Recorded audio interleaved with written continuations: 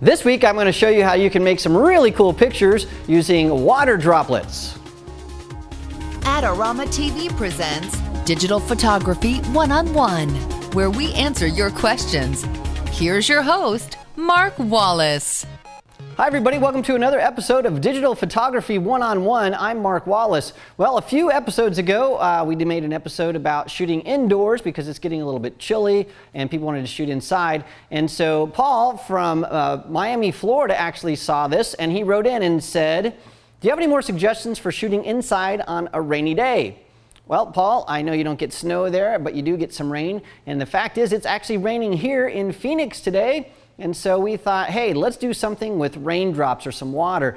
And so what I did was I set up this really cool setup with some water droplets. And then what we did is took those photos and then made some iPad wallpapers. And these are things you can use not only for an iPad wallpaper, but for a screensaver or maybe a background for a PowerPoint presentation or keynote, or just to print out for a cool poster or use it maybe for stock. You can do almost anything with these photos, and you can shoot all this stuff inside where it's nice and toasty warm and dry. So let's get right to it. To get things set up, I first put out 2 wooden boxes and then put a sheet of glass over the top of them. I covered the glass with some Rain-X to make sure that the water beaded up really nicely. I sprayed the water onto the glass, and then I put some objects that were really colorful on the table, set up my camera with my macro lens, added a flash, and I was ready to go. All right, well, we have the glass all set up. I have my Rain-X applied and my water sprayed on there. Now, one of the things I did do was let this stand for a little bit because it makes the water evaporate a little bit, and I got a little bit better results. And so you can try both ways, shoot as soon as you get the water on there, or wait about an hour to let some of that evaporate, and you'll see that it makes a little bit better glass so you can see what's underneath there. Now, what I have set up here is you have to have a lot of light because we're shooting at f/22. Now, the reason we're shooting at f/22 is for depth of field. That allows us to focus not only on the water droplets, but it actually allows us to see what's underneath. And if you look really closely on the pictures, you'll see that the water droplets actually allow you to see anything we put underneath here. And so you can play with different aperture values, but I like to have a really small aperture for something like this.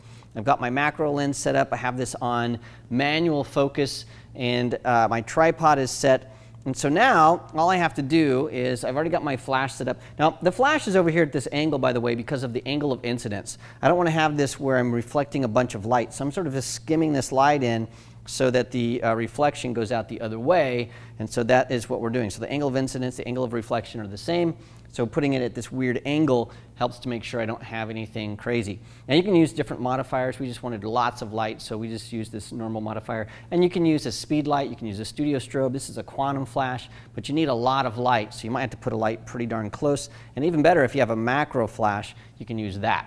So now that we have everything set up, this is where it gets to be really fun. All I have to do is take this glass. I can move this glass around on these boxes right here, and I can put different things underneath that. And I have different size of water beads. I've got larger and smaller sizes. So all I have to do is put something underneath there, move this around, make sure I'm in focus, take the shot, and I've got this really cool shot. I'm seeing that I've got a little bit of wackiness, so I'll just move this right here, and it's really pretty easy. Take a shot, take another shot here, good. I'm going to move this around. I'm going to put some different colors underneath there. So I've got a bunch of stuff over here with lots of color. So I'm going to take this is just an orange in a bag. So I sort of rummaged around the office today and stole Kelsey's lunch. And so I'll put that underneath there, make sure it's lined up correctly, and I'll take a shot. I'm getting lots of reds in this, I love it. So I'll make sure I got that in there. And I'm just going to do that. I'm just going to put all these colorful things underneath here, and we'll just shoot a bunch of stuff. And once we get that done, we're going to have a lot of options to play with for our screensavers and our wallpaper for our iPad.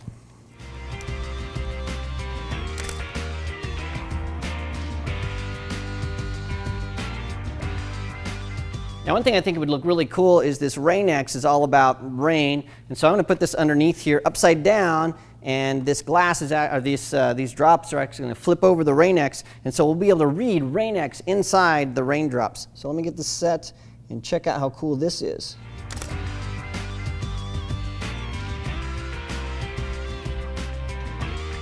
Okay, I'm going to show you another thing. I've got this green can here. I'm going to put it on some paper towel so it doesn't roll away.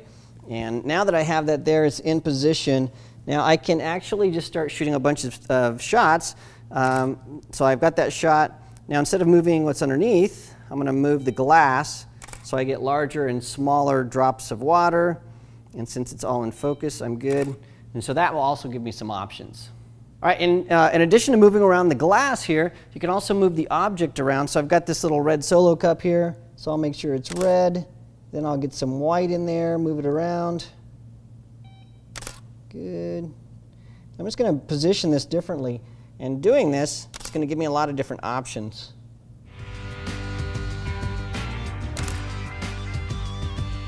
And just about anything will work, even an old sweater. So lots of color here. So I'm going to stick this in here and get that where it's got lots of color.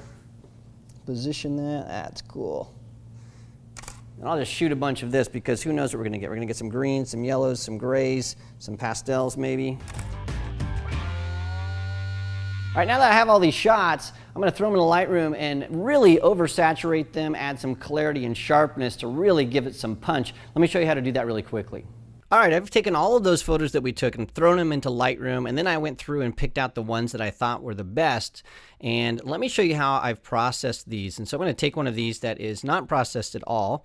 So this one right here, this is sort of a purple one. I'll go into the Develop module, and really what we want to do is oversaturate everything and really make it high contrast. And so that's pretty simple.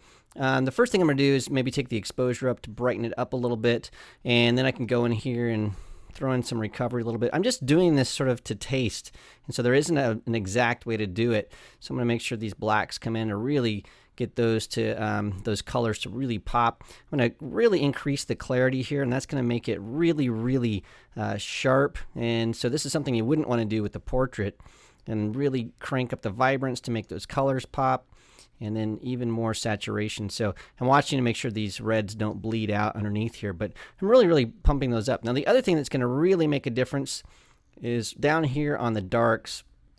I'm going to pull those darks in a little bit, not too much. That's going to give some nice high contrast. Maybe let the shadows fall out here so that I'm not making them too dark. And then I can go in here and look for colors that I really think are awesome. So by clicking over here on this little adjustment button here, then I can go in here and just say, okay, I want these pinks to be more saturated or less saturated, and pull those up and down. So you can see how I can make it more saturated or less saturated just by clicking and dragging. And so that's all I'm doing, is doing that. So more red, more orange, less orange. And so you can do that per image, and you've got something that really looks cool. In fact, we can go in here and look at the before and after, and the before is on the left-hand side, the after is on the right-hand side, and you can see there's a pretty big difference between the before and after, so I like the after. Okay, now the next thing we want to do is prep this for our iPad or our screen. And so what I'm going to do is pop this module out on the right-hand side again, go to my crop tool. Now in the crop tool, an iPad has an aspect ratio of 4:3, and so I've got a custom aspect ratio of 4:3, and then I can crop that if I want to. And then when I export this, I can go in here and say File, Export. I've got this set up to go to the iPad. I have this set to a JPEG sRGB. The quality is 80. That's going to be great. And then this is very important. I have this resized to fit 1024 by 768. That's the resolution of an iPad. 72 pixels per inch is just fine. I'm sharpening it for a screen, and if I click Export, that'll throw that out there to the folder. And then once it's finished, I can see that there is my image, and here's a bunch of other ones that I've already prepped for my iPad, and those are going to look great. Now you can do the same thing for your screensaver or your desktop. Instead of making that a 4:3 crop, well, you would make that whatever your screen is. So it might be a 16:9, 16:10, it might be 4:3. You'll have to look that up and see exactly what it is. But this is a good starting point, and if you're not sure, just go with original and have no crop at all, and then you can resize that using your computer's desktop software. So it'll say enlarge to fit or shrink to fit, and it'll work just fine.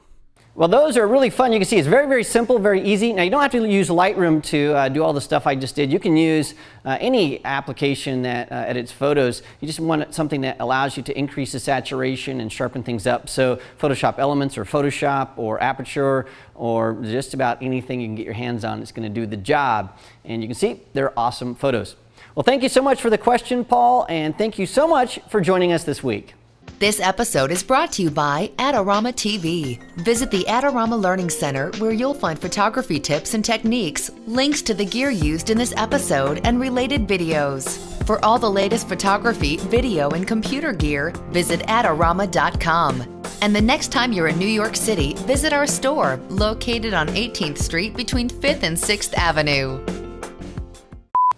This week, I'm going to show you how to make some really cool pictures that you can use as your wallpaper on your iPad or a screensaver on your computer, or maybe something that you can use for the longest intro ever. All right, now that I have all these shots, let me show you really quickly how I process these in Lightroom. Digital Photography 101 is written and produced by Snap Factory. For more information about our workshops, visit snapfactory.com.